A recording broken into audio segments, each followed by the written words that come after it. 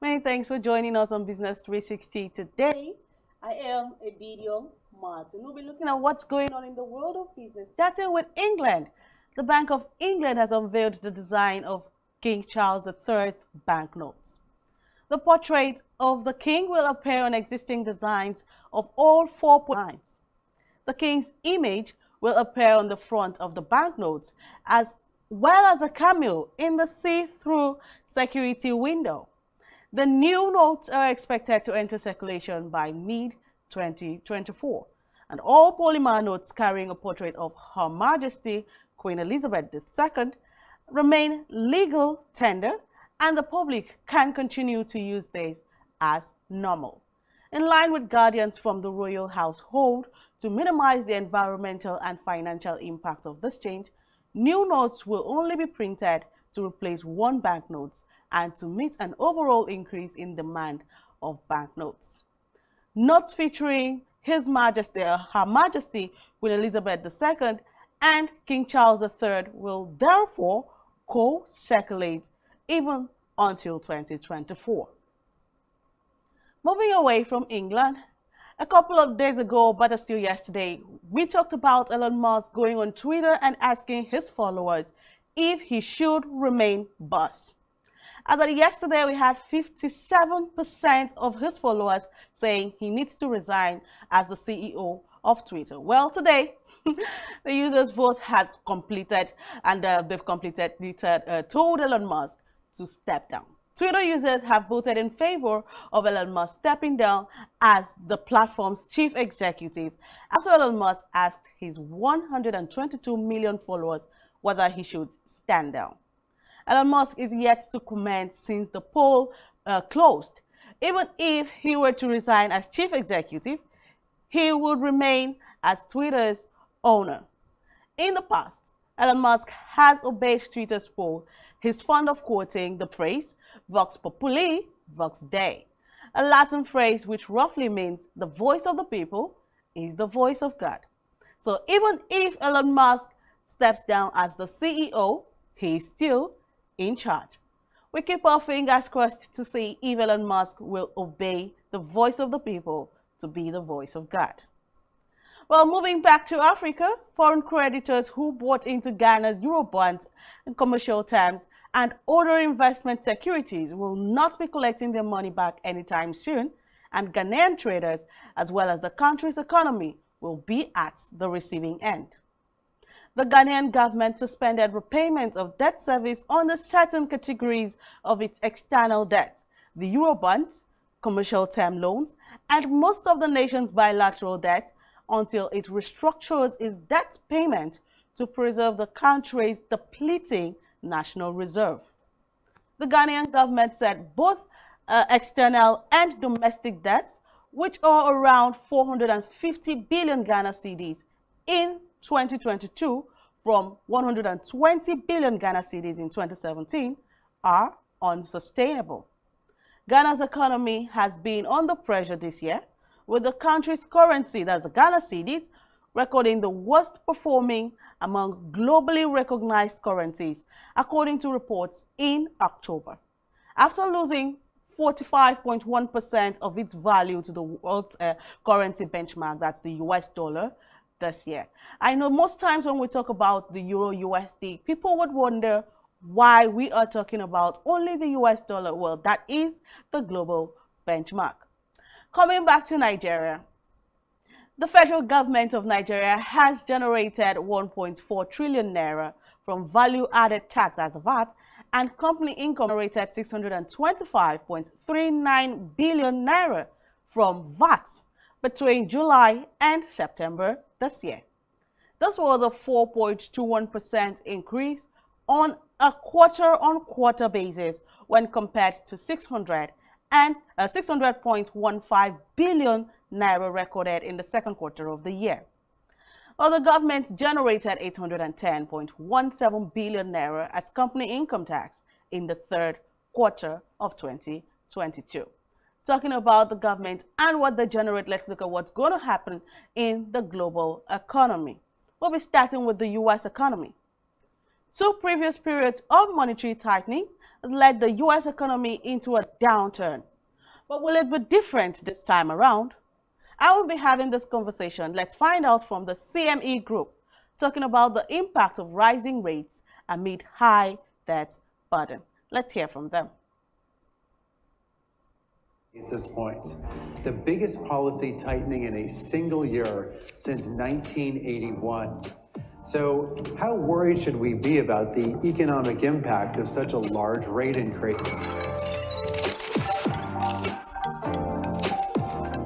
The twin tightening cycles of 1979 and 1981 both resulted in deep double-dip recessions for the U.S. economy. But the 79 and 81 tightening cycles were twice as big as the one that we had in 2022.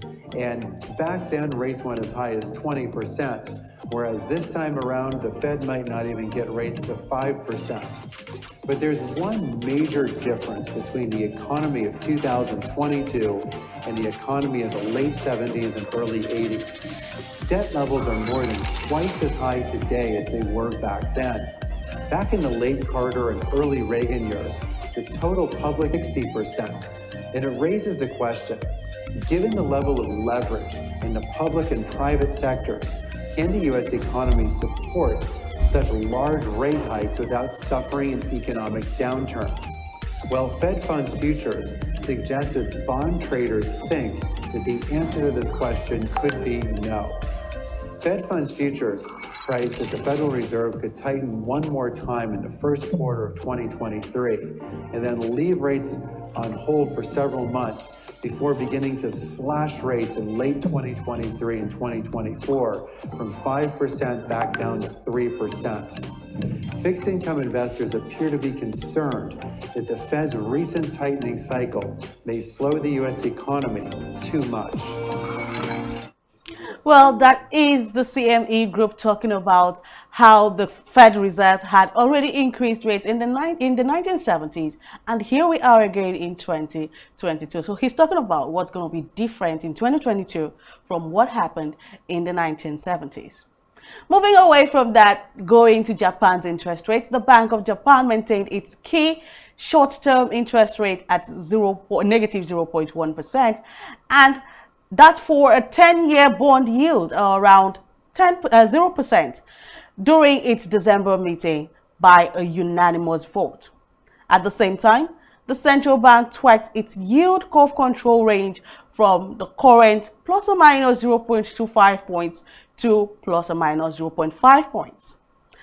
Well, amid efforts to improve market functioning and encourage a smoother formation of the entire yield curve, the Bank of Japan is maintaining their key interest rates. They're not rising like other economies around the world. Let's see what's going on in the commodity market, starting with the energy markets. WTI crude price rose towards $76 per barrel today, extending gains from the previous session as demand optimism from top crude importers, that's China's economic reopening, outweighed concerns over an expected global economic slowdown next year. Despite surging COVID cases, China appeared intent on ending its strict zero COVID policy and delivering more pro-growth measures centered on reviving consumption. The price cap imposed by the Group of Seven and European Union on Russian oil has also so far failed to disrupt flows. Remain cautious about the mounting risk of a global recession next year as major central banks signal a more hawkish outlook on policy that markets anticipated amid their commitment to bringing down inflation. Well, not just talking about it, let's see what's going on in the energy market this morning. We already talked about WTI being at $76. Well, it's depreciating to $75.27. We see it depreciating at minus 0.15%. Already talked about it. And also Brent crude, which is Nigeria's price crude benchmark, is at 79.59, 79.6%. We see practically negativity in the energy market. The only commodity that is not completely negative in the energy market is ethanol, that's appreciating at 0.70%. We see complete negativity in the energy market this morning. Moving away from the energy market, in the metal market, we would like to see what's going on with the commodities in the metal market, talking about the gold, talking about silver, and all other commodities in the metal. 103.31% dollars per ounce. You see that appreciation at 15.8 points. We see silver also appreciating. We see copper also appreciating in the market this morning. We see other commodities appreciating. A couple of commodities depreciating, that's on steel, on iron ore, on iron steel. Iron ore selling at $110 per ton this morning. Well, that's the outlook in the energy market as at this morning. Let's also see what's going on in the agricultural market. We are hoping for positivity in the agricultural market. It's the Yuletide. A lot of people need to eat.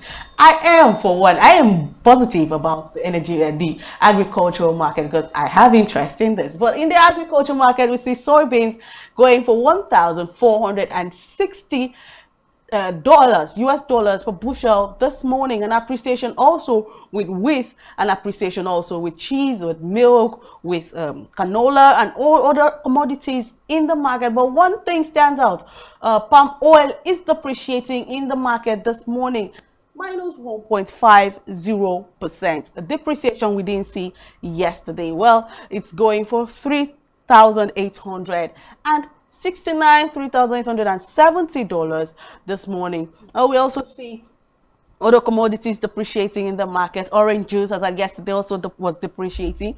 Coffee, cotton, and all other commodities in the agricultural market depreciating this morning. Well, we are hoping for positivity before the end of the week. It's the Christmas season. Let's look at what's going on with the foreign exchange. He actually explains this in his Forex commentary, so let's hear him speak.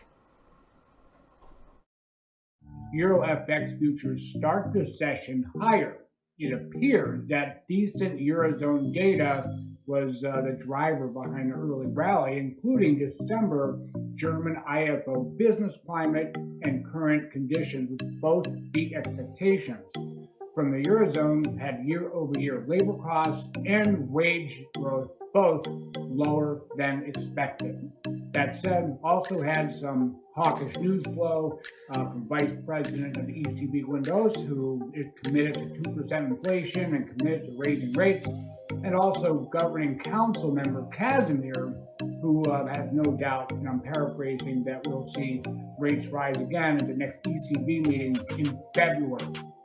Get into the bulk of the U.S. session. The price action fairly stable in the mid-session, late session, basically wide range and fell off from its highs by a long shot. First of all, had higher global yields, had boomed yields up to a 1.25 month high. The December NAHB housing index unexpectedly fell to a 2.5-year low. In the remainder of the session, traders and investors continuing to monitor cross-asset performance, with yields higher here in the U.S., oil higher, and domestic equity struggling as traders await tomorrow's November housing starts, building permits, not to mention both German PPI and speech by Vice President of the ECB Windows. Looking at options, I look at the CME Group C-Vol, January at the money vol, trading about the 20th percentile on a 1-month basis. At the money vols closed basically flat, skew a touch lower as the up variance is volume around the January 107 strike. Also, the January 108 calls and 106 puts in January. Lastly, CME Group Euro FX micro futures volume fairly strong today. Yesterday, Friday's volume was 37,000. Well, that's Larry Schoffer's outlook on what's going on with the euro against the US dollar. But we would also look at what's going on in the market this morning, talking about the euro USD market. Well, the US dollar against the Japanese yen actually decreased to a 18-week low of 1 USD. The euro against the US dollar exchanging at 1.06 US dollar this morning. Well, it's an appreciation though. Even the US dollar is also appreciating against the pounds. We also see it appreciating at 1.21 US dollar against the pound. We also see it depreciating against the Australian dollar, against the New Zealand dollar. We already talked about the US dollar and the Japanese yen going at 132. We already talked about 133 as at this morning, so it's already a depreciation. We can see it right there, a depreciation to 132 against the US dollar. Other commodities also are talking about currencies in the market where the US dollar is being exchanged, being the major, the global benchmark. We see the US dollar practically struggling in the market. That's naira, and with the naira we see an appreciation to 440 naira per US dollar. As at this morning, 0%, 0 points. It's been like that since yesterday. We're hoping for better positivity before the end of the day. Against other currency, we see naira exchanging at 477 naira per US. Is faring a little better in the market as at this morning. Moving away from the digital currency, the fiat currencies, let's see what's going on with the digital currency. Talking about Bitcoin, as at yesterday, Bitcoin was exchanging for $16,000. So let's see. Well, it's still at $16,832. $24, but it's still an appreciation all the same from what it was yesterday. Against yesterday, it was a total bloodbath in the cryptocurrency market, but we're seeing positivity in the market this morning. I know a lot of cryptocurrency investors will be smiling as at this morning because we're seeing all greens in the cryptocurrency markets. Congratulations. I love saying that. Congratulations to all investors in the cryptocurrency market.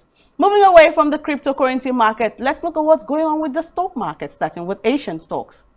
Asian equity markets were mixed today as investors from major central banks.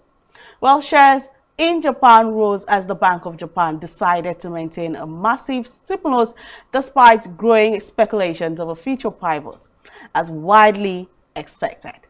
Meanwhile, Australian, South Korean, Hong Kong, and mainland China stocks declined following another weak session on Wall Street. Moving to Africa, looking at South African stocks that ended on a positive note, the JSE, the FTSE All Share Index, that's the Japanese stock exchange, All Share Index reversed course to close at 0.5%, up from 73,360 yesterday, after South African President Cyril Ramaphosa was re-elected for a second 5-year term as ANC leader. Ramaphosa survived a move to start impeachment proceedings against him in a vote in Parliament. Meanwhile, market sentiment was tempered by ongoing global recession fears. On the corporate front, financials advanced the most, up 3.5%, while resources-linked stocks and industrials posted slight losses amid concerns over China's economy amid the rapid spread of COVID-19. Coming back to Nigeria, let's look at how the Nigerian stock market fared yesterday. The Nigerian capital market extended its bullish run with the rise in equity capitalization to 26.91 trillion naira at the close of trading yesterday. Similarly, the All Share Index rose by 98.67 basis points to close at 49,414, up from 49,316, achieved by 32 million naira in 3,262 deals.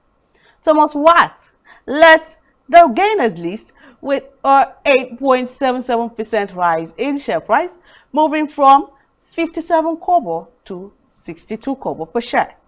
PZ topped the losers table after shedding 90 kobo to drop from 12.40, that's 12 naira 40 kobo, to 11 naira shares valued at 352.21 million naira.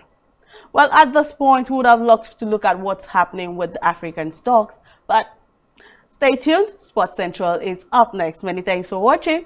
I am Edidio Martin.